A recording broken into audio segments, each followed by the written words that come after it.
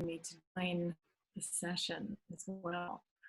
So that was Little Bird just chirping in here. Yeah, we could do a whole session on meditating in the natural world, with the natural world. That would be a fun one. So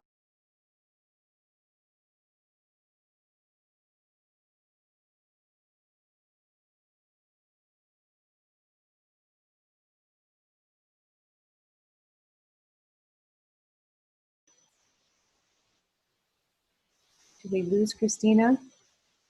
I'm back. Hi. I'm back. I don't know what happened right there. I see Jen has joined us and Tara is coming in. Welcome, Tara. And I appreciate very much. I just saw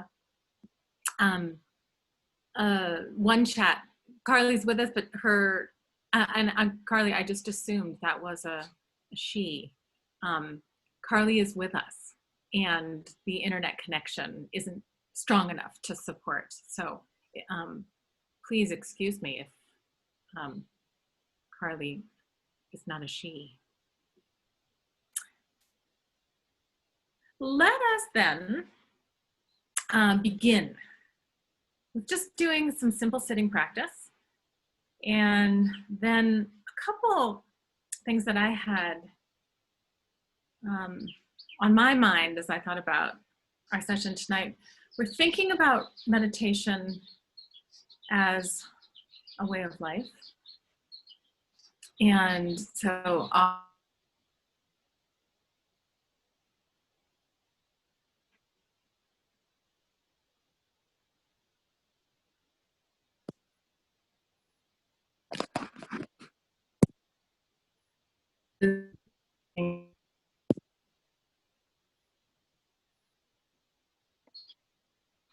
the fold and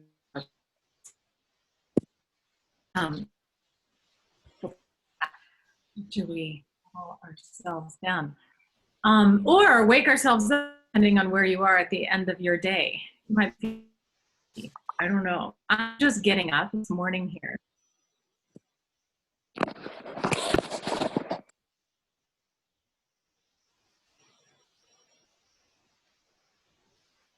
Wow, lots of technical difficulties tonight, huh?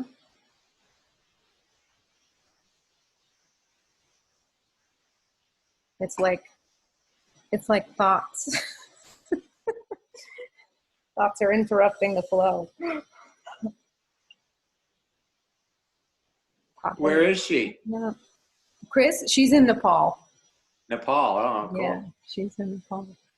In a small town, small village outside of Kathmandu, about 45 minutes outside of Kathmandu. Chris, we see you. Are you back? I'm back. Okay. I'm gonna just try and put this on a 4G connection. Okay.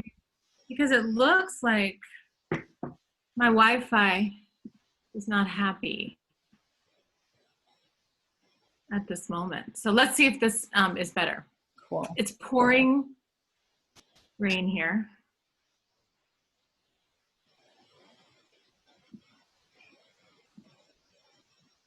Monsoon. It's the monsoon time. The birds have all come out.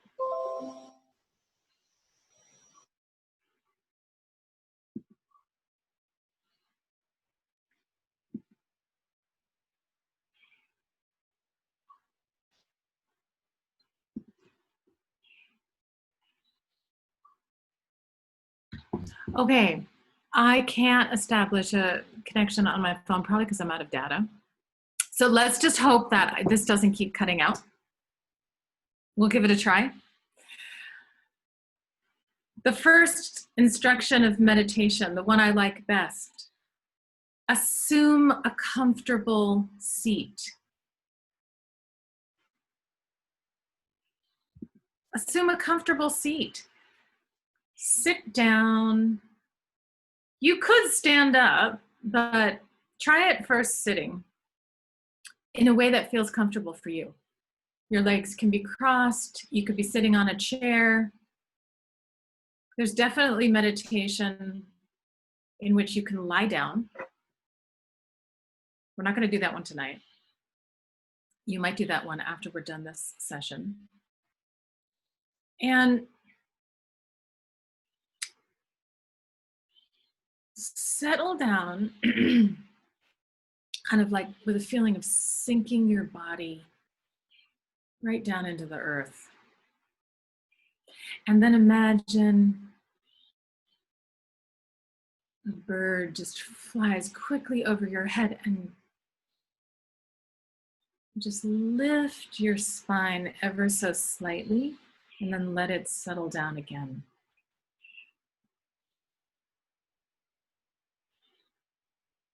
Take a deep breath into your belly.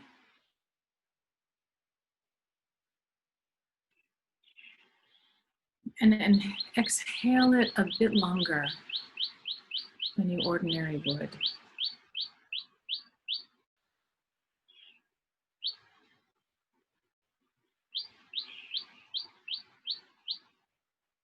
The tradition of mindfulness that comes out of Buddhism is rich in its instructions for using the body, using the mind, using emotions, using external objects as a support for attention, for mindfulness, for expanding our awareness.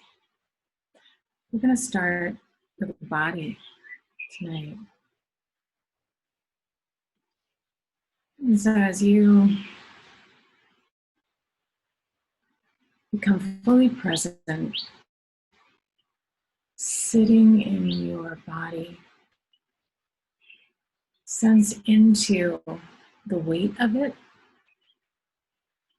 that is supported by your seat in your house, wherever you are right now, which is supported on top of this planet Earth. And take a moment to really fully occupy the weight of your body on the earth.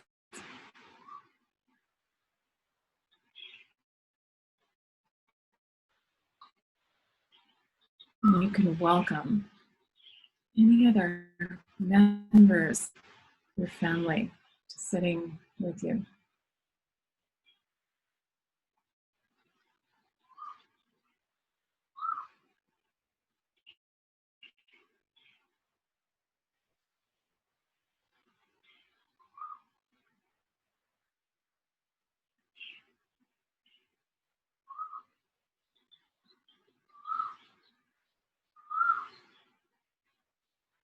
Feeling the heaviness of your body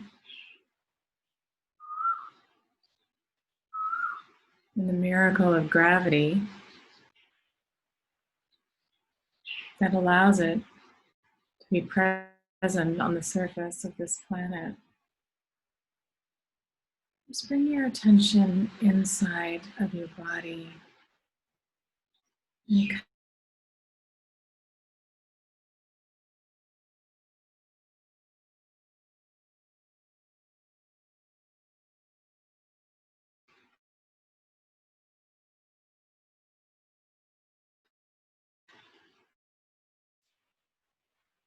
allow your breath to do the knowing.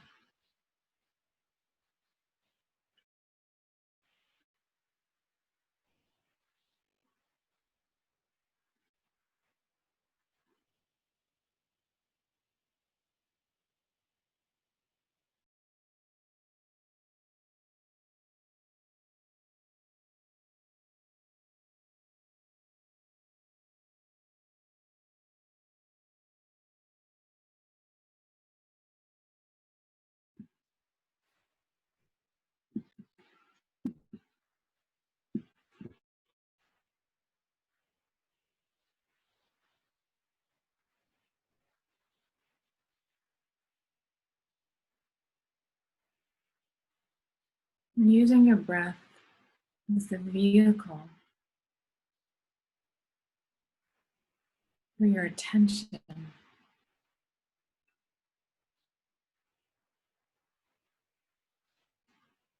Notice where in your body right now there's a sense of openness.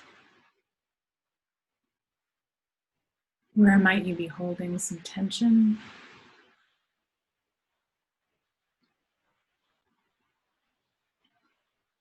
And let the breath move into those areas, and perhaps you'll find just a little bit of ease in those places that are feeling a little tense.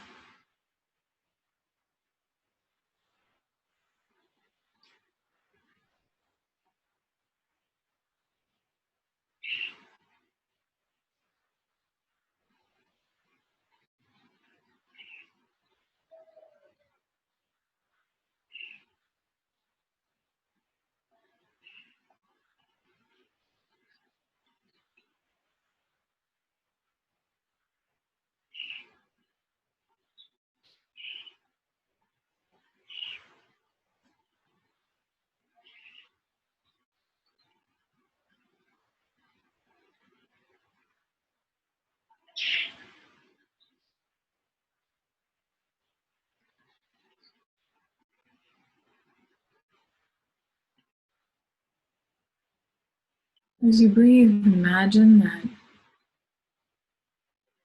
the moment you exhale, your breath, in fact, fills every cell in your body, not just the lungs.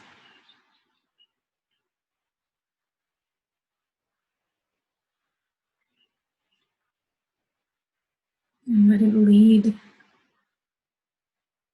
your attention to those areas where there are sensations in your body, just making a note of what they are.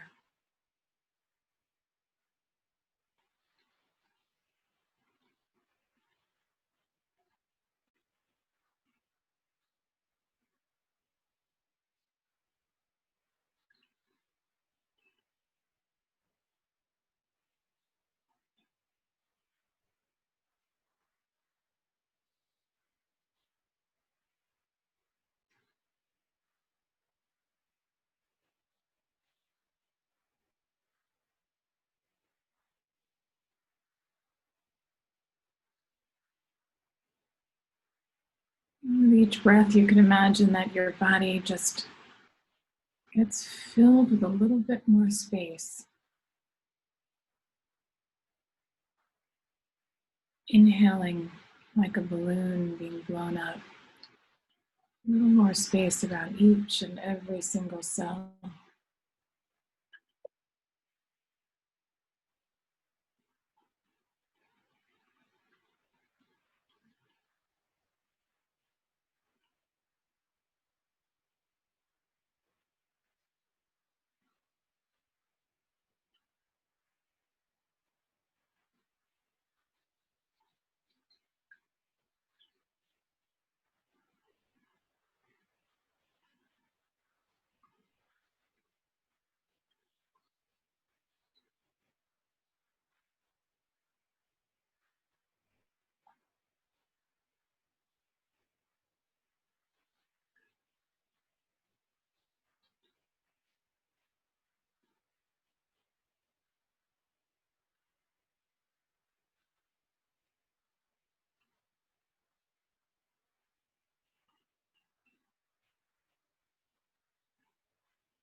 We're using the breath as a focal point, letting it lead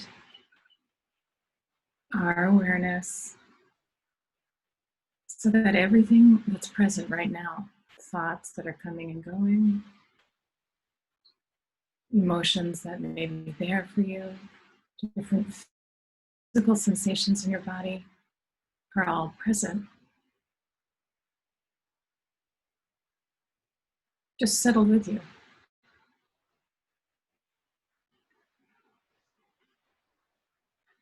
The spaciousness of breathing allows you to just make room for everything that's there.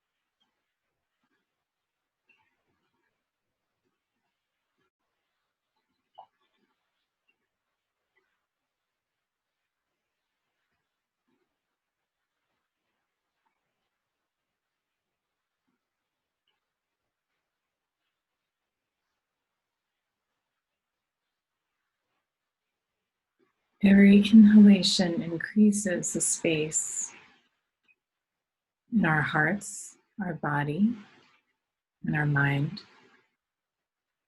Every exhalation brings us deeper ease, settling.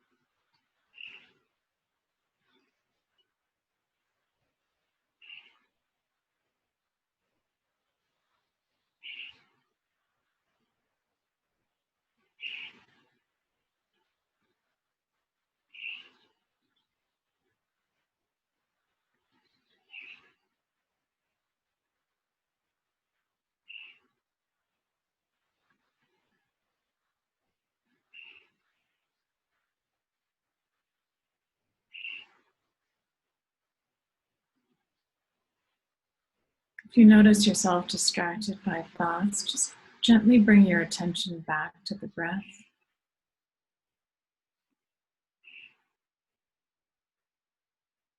Inhaling spaciousness, more and more room, physically, mentally, emotionally. And exhaling, just dropping right down, tension dissolving, present with everything that you're experiencing.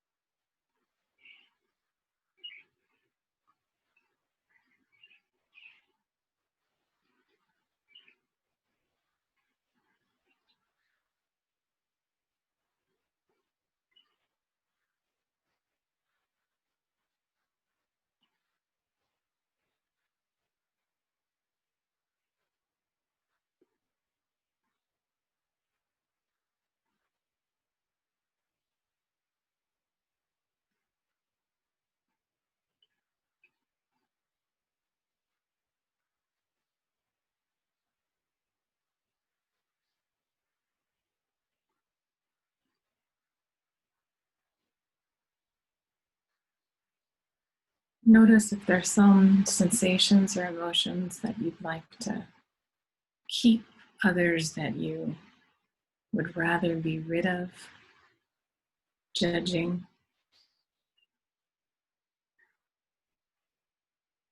Just let that judgmental mind dissolve. Breathing in more spaciousness to let what's there to be as it wants to be.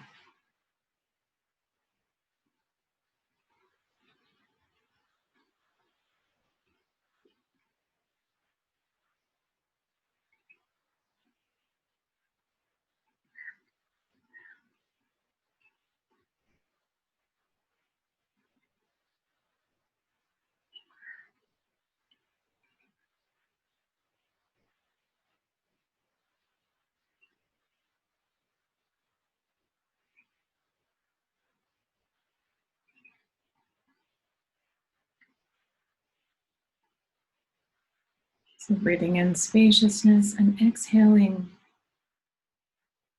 into a state, into an experience of ease. Ease not because emotions are gone. Ease of releasing, judging emotions, judging ourselves for having emotions or thoughts, Just letting, whether joy, sorrow, rage, sadness, take up the space it needs to have.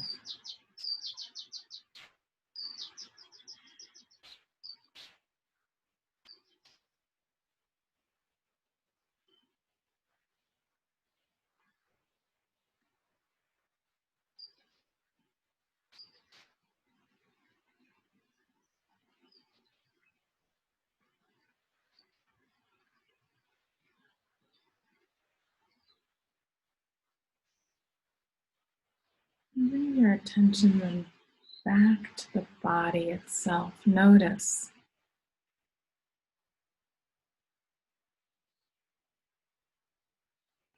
what sensations are there.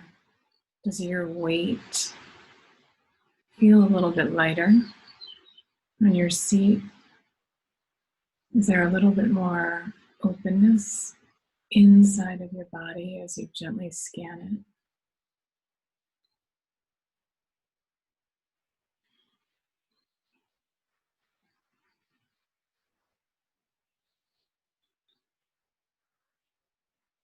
Let's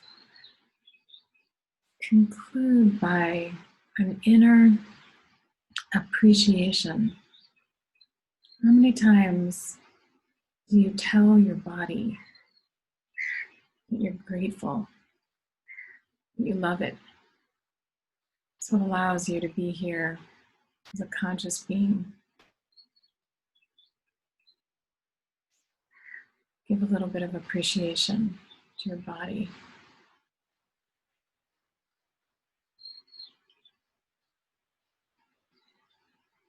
And slowly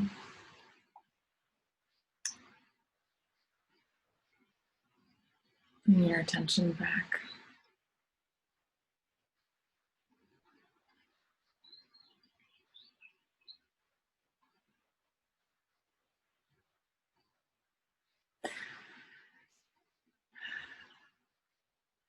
Any thoughts or reflections in that practice? You can move, stretch. Is there more space inside? Breathing the space inside, connecting to the space outside. How is that?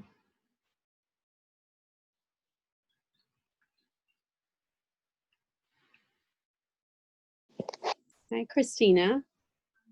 Uh, That was really nice for me. I think that was one of the nicer practice sessions I've had in probably a week. I've had a lot on my mind, so this really helped me. So thank you. You're very welcome. I really appreciate what you just said. I've had a lot on my mind. I've had a lot on my mind. I tried to take a day, last weekend, I really tried not to read the news. I like to read the news. I like to know what's going on. I'm far away in Nepal. I like to know what kind of news I see coming out of the States. But I noticed also just a lot of weightiness in my mind. I'm sure I'm not the only one who's feeling that. And one of the very best ways I find, Manisha, when there's a lot on the mind, and even that, that's just a natural way of speaking, right? That metaphor that we have in English language, it's like, and even I this is my training, mind, it's like here on the head. That's where I naturally go to. Of course it can be here, right? But a sense of heaviness weighting us down. To start from the body, when that's the experience, I find very, very helpful. The body's what is grounding us on the earth. here and now. And it's immediate. The breath is immediate. It's happening all the time, as long as we're alive. So just that helps us become fully present. And then what's on the mind, the thoughts, the thinking, the concerns, whatever they may be, we can kind of bring a bit more spaciousness to hold it, let it be. Not rejecting, not accepting, not inviting solutions, problems we need to fix, not trying to dismiss thoughts of what happened before or things that have already gone, but just stopping and breathing ourselves into a bit of a greater openness so that that can be present, but it's not all of us. We just practice being with it compassionately, non-judgmentally. And somehow that just doing that itself starts to shift the experience. Some thoughts just go away on themselves. Others may not. And yet at the end of it, our relationship to that particular thought or the topic that is taking is slightly different. Just feels like there's a little bit more room around it.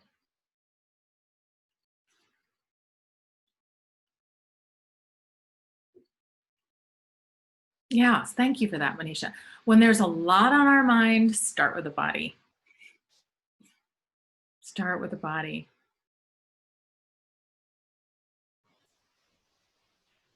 That's really interesting too. If I could just jump in for a second, I think it's so true for me. When there's a lot on my mind, start with the body, and vice versa. When I'm having a lot of physical pain, I work with a lot of physical pain. When my body's too much, I go to my breath, which I connect with my mind and like the movement of thought. So for me, it's like an inverse relationship. When the mind is too much, start with the body. When the body is too much, rely on the mind and the breath. Thank you. That's great, Tracy. Anyone else? Some thoughts about that? I see a smile. I see some smiles.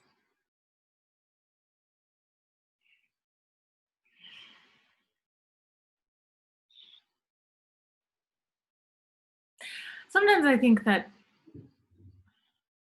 a misunderstanding about meditation practice, one I've certainly brought into my own practice on numerous occasions, is that it's going to make stuff all better. Whether it's the body or whether it's the mind. And there's a bit, it could be on a gross level, it could be on a more subtle level of, I want to go to another place somehow with it. And ironically, what does start to shift our experience, and in my practice, what allows a continuity off the cushion into the rest of my life, is not at all practice that takes me away from what's going on. Not at all. It's practice that's fully present with what's going on, but presence that has a different kind of quality to it. Sometimes I felt that when I was first starting to practice, it felt like a slog a bit, because a lot that was already there, but not necessarily conscious for me, was becoming more conscious. The amount of thinking I had, different kinds of emotional experiences that I had. And on many different occasions, I felt I don't want to I just don't need to go there again. When is it going to get easier? I think I shared this before. I asked one of my first meditation teachers. So much, the practice is bringing all kinds of different emotions and thinking. And we read this, we hear this. This is a fundamental teaching from the beginning. And the teaching I received at that time, it's not the practice. It's not the practice that's causing upheavals. The practice is allowing you to be more conscious and present and aware of what has been going on. I remember saying to a friend early on as I was practicing, I feel like I need time to think. And my friend asked me, really? Aren't you thinking all the time? And I thought, yeah, I guess I am. Maybe that's not at all what I need. And that's definitely not what meditation is going to help me find. It's going to help me find a different way of being present with my thoughts. And that, just sticking with that, absolutely starts to open up new ways and relationships to thoughts, to emotions, to experience.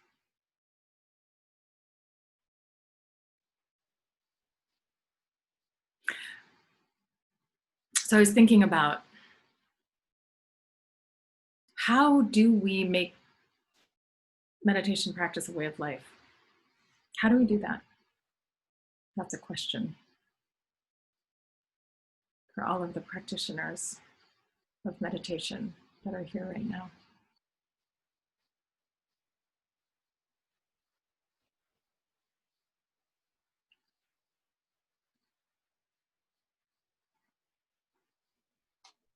I think just the way you talked about birds and the sound, just being aware of the sound and really the space that pervades the sound and the stillness in between the sounds, the movement of the stillness and movement, and rising and falling of the. Anyway, that was a wonderful part of the meditation. You must have some really interesting birds there. Can you hear me? Yeah. Okay. Yeah. But that's how I integrate, is really being aware of the sound and the movement and the space that makes all that available, mostly the space. And the rising and falling of sounds and of sights and the space in between. That's how I integrate, or how I come back usually. Yeah. Great. Thank you. So I something through muscles is trying to purely be aware of it rather than habituated with it. Yeah. Thank you for that, Chris. The natural world, nature itself, and if you're in a city, just external phenomena, full stop, that engages our five senses, can be the reminders to come back again and again and again. What we see, what we hear, what we smell, what we feel as touch, wind, cold, heat, an embrace of someone we love, softness of a pet, hardness.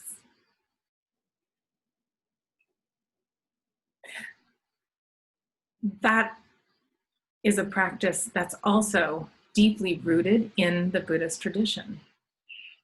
Using the stimuli of our five senses as a constant reminder back to the present. Boom, right here now. Listening to that bird. Boom, right here now. There's car horn. Boom, right here now. Just somebody yelled. Present. Presencing. That's a word. I looked it up in the dictionary. It's a word that's not used that much, presencing. But it's a word in the English language. Presencing, not present, being present, presencing. I liked that as a way of thinking about what post-meditation can be. Presencing, presencing. Again and again and again, back. Using all of the five senses. Put aside the mind for a moment. Let the mind be doing what it's doing. Smelling. When I take walks around this village in Nepal, they're amazing smells. Something about cooking rice and vegetables with Nepali spices in small, either brick or mud homes that are made around here, where it's really open. The windows are open, the doors are open. It is the most delicious smell. And because I came to this country when I was young, at age 19, and have spent many, many years here, that smell is very familiar to me. And as I take walks around here, that smell just brings me not only a whole bunch of memories, but a whole full body sensory experience that allows just presence and appreciation in that moment. And there's opportunities for that, I would say, everywhere in our lives. Just like then what we do on the cushion, it flows into a lived experience day.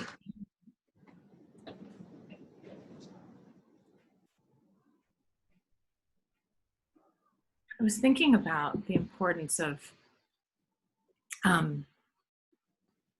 practicing off the cushion. And I was doing a little bit of reading about it. There's many wonderful teachings about conduct. These are teachings in the Buddhist tradition. We talk about view, and view, to say very briefly, is really connected to intention. What is our particular way of bringing forth an intention that involves bringing our mind in a certain kind of relationship to understanding its objects. That sounds kind of complicated. Essentially, view is our intention. Let's say like that. Meditation, the practice itself, how do we do it? What kinds of methods do we use? And then conduct. These three, view, meditation, and conduct, make practice powerful. Why are we sitting and cultivating awareness in a certain kind of way? Intention, what is our view about doing that? How do we actually do it? What techniques do we use? And then how does it relate to our behavior, our actions, our lived experience throughout the day?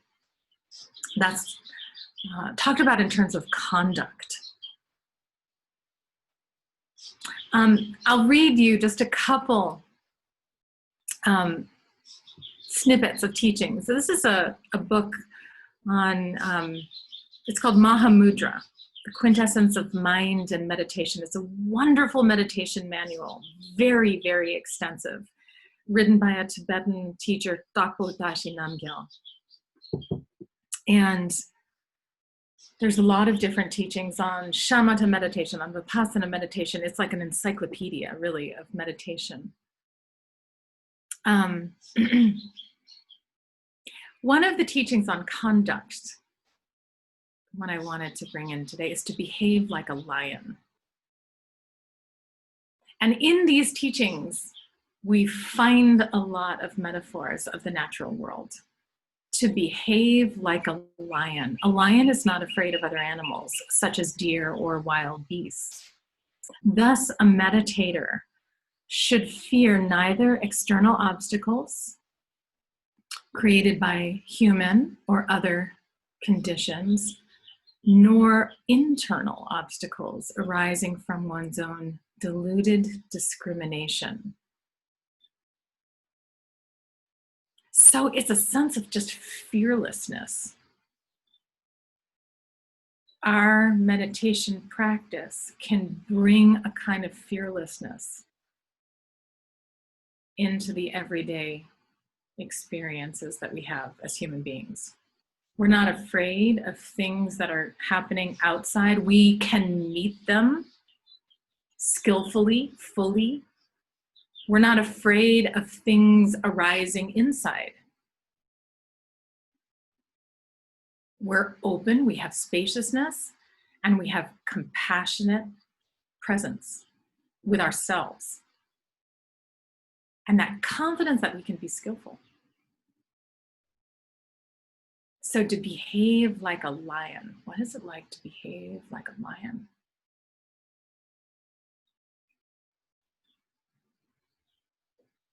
Lions aren't afraid of anything. Who has seen lions? I know. Mm-hmm. Maybe that's a good post meditation assignment. Just watch a short national Wild Kingdom, whatever is these days, National Geographic. Lions. I was going through some old pictures of Africa. I have been to Africa a few times. I was in the Ngorongoro crater in Tanzania. And the lions are something else. Yeah. I did not get a sense that a lion would be afraid of anything. Now, of course, they probably should be afraid of poachers or people with weapons, but anyway. A lion as a natural being has a sense of fearlessness. So how do we practice in a way that allows us to be fearless in conduct?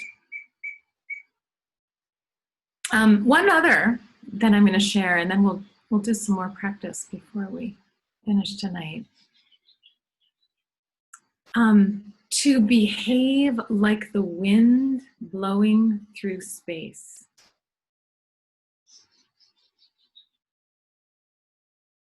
The wind blows freely through the expanse of space. Thus, the meditator should let her thoughts flow freely and openly, without any attachment to body, possessions, happiness, or fame.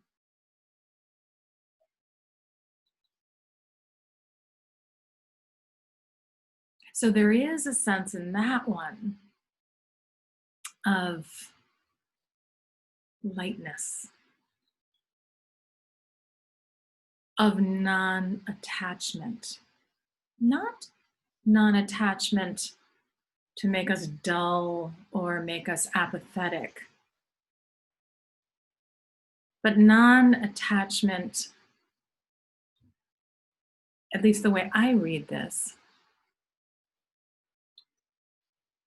to free us up from the constant kind of reification. Grip doesn't mean things aren't real, doesn't mean we aren't experiencing what we're experiencing. Let's just see if there's another way of experiencing it that is a little bit lighter, a little bit more open, having experiences instead of fully being and identifying with them. to behave like the wind blowing through space. I like these two together because a lion is so grounded. A lion is on the earth. And the wind blowing through space has a sense of lightness about it. How can we be fully grounded, heavy in occupying our own place on this planet, and light as we move around as well?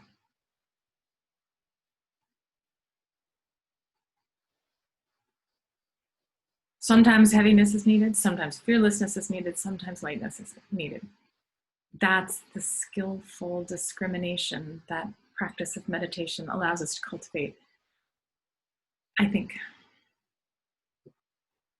Other thoughts from you all? Questions?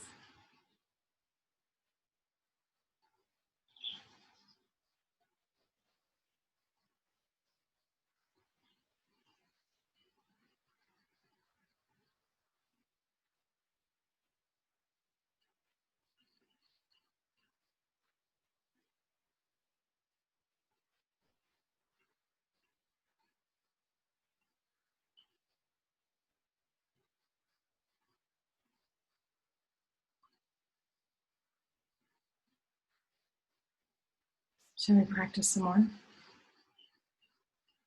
Let's do it. So like a lion, being like the wind moving through space, post-meditation.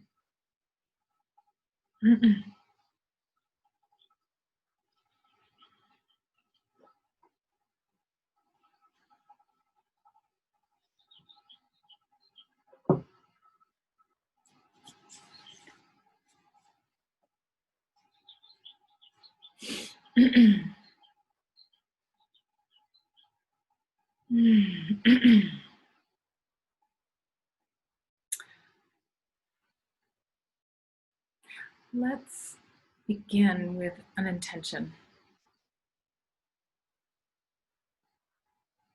We'll practice again for 15 minutes. And to yourself, in your own words, what is the view, intention that you bring to this practice?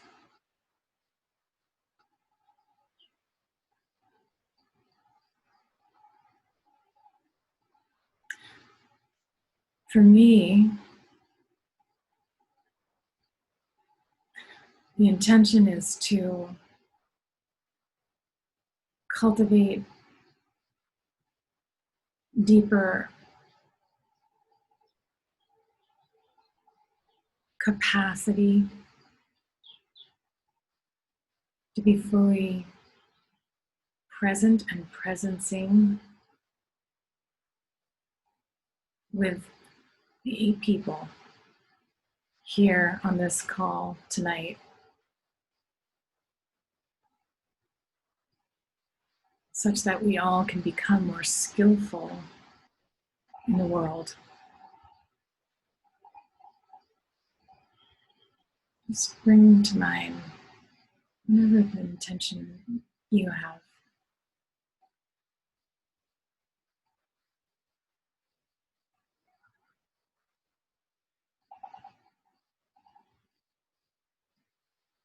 Use the breath again.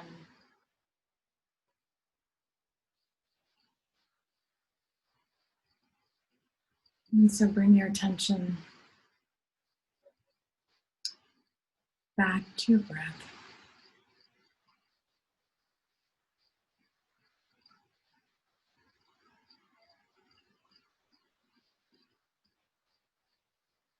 Letting your breath lead you back into the body.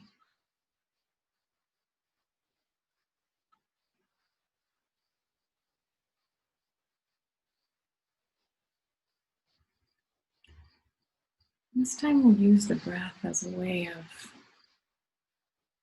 linking the space outside of us the spaciousness inside our bodies, our hearts, our minds.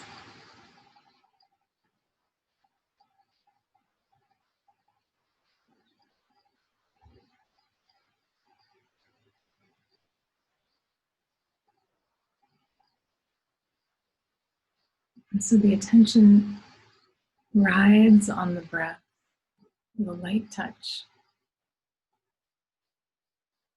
It's not a tense kind of focusing. Letting your mind come in on the inhalation.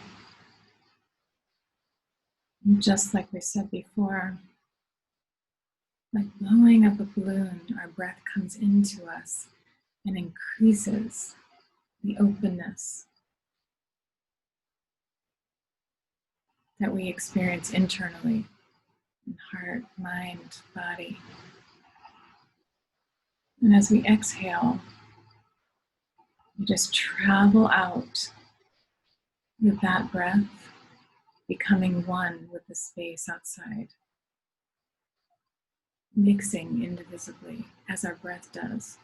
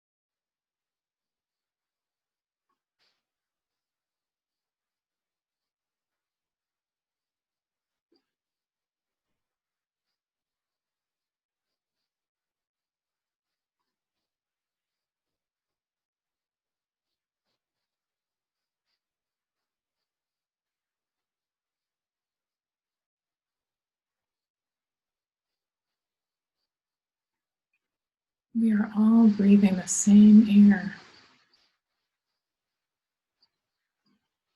As you inhale, that oxygen goes right into every cell.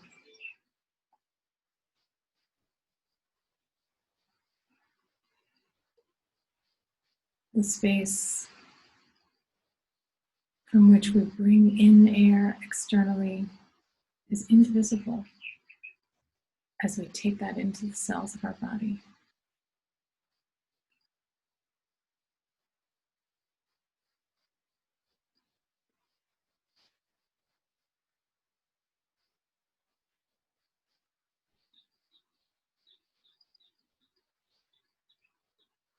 Let your attention ride on the breath.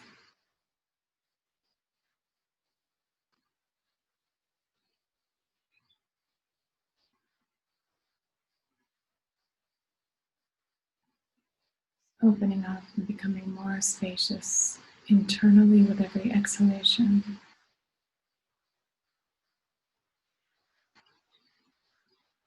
Mingling indivisibly with all that is breathing as you exhale. Keeping that sense as you practice. Letting each breath allow you to just sink deeper and deeper into presence with your breathing. Thoughts come and go. We don't pay them any mind.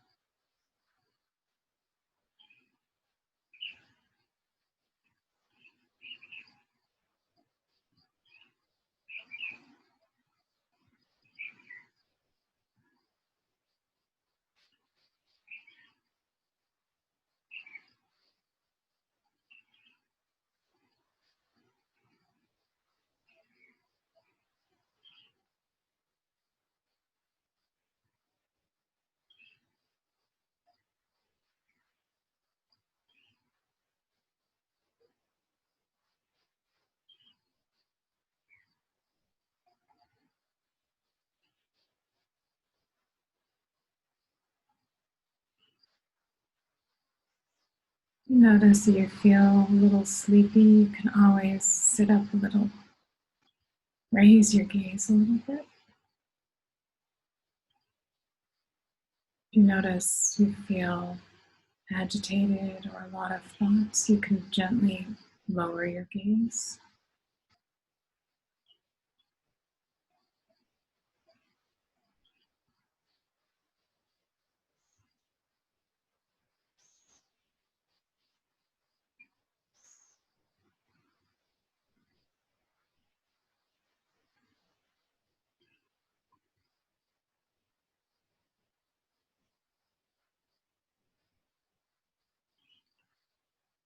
When you notice you become distracted by thoughts, just gently return your attention to your breath.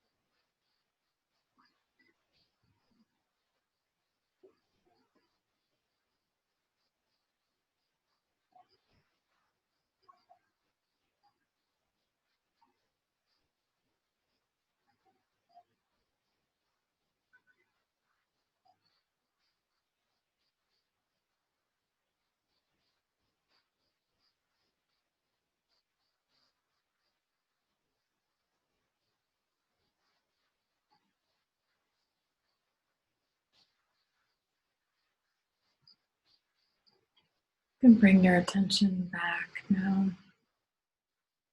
Just maybe wiggling your toes, moving your body a bit.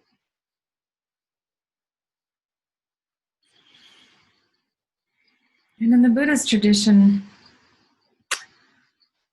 we usually dedicate our practice. And so take a moment and make a dedication to yourself in your own words. It's kind of an offering.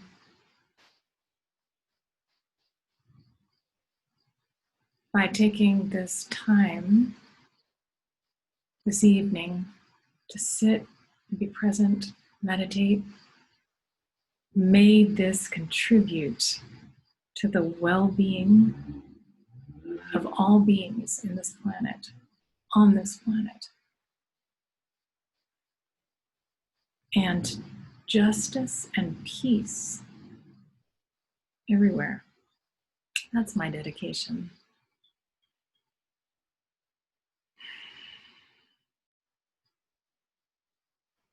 Thank you all for joining this evening. Would anyone like to offer something, say something before we conclude? Just wanted to thank you for giving us so many different ways to meditate. In the sense I get is that everything can become a focus to meditate. But I really appreciated tonight's focus on that spaciousness, especially. Thank you. Thank you, Janet. Yeah, everything can. Did you hear that tractor? I was like, yeah, okay, just stay with the tractor. Yeah, anything can. Anything can be.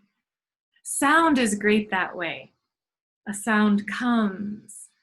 We can follow it. It's a great meditation on impermanence too, right? If you have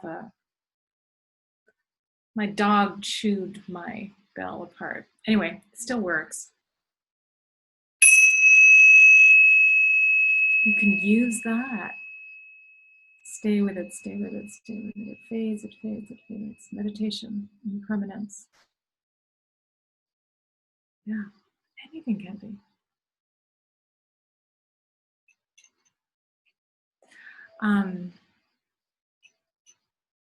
2 minutes tonight before you sleep. Just watch a video of lions.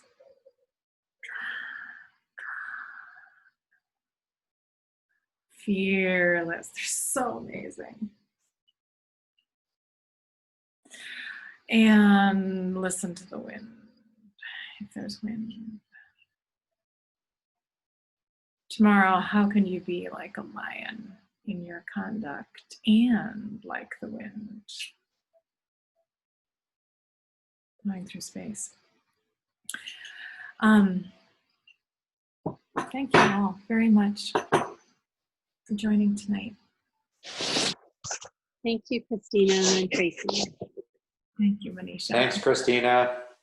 My pleasure. Thank you, Chris. Thank you so much. Thank you, Neil. Hope to see you all next week. Have a good week. Good night. Good night. Good night, Sid.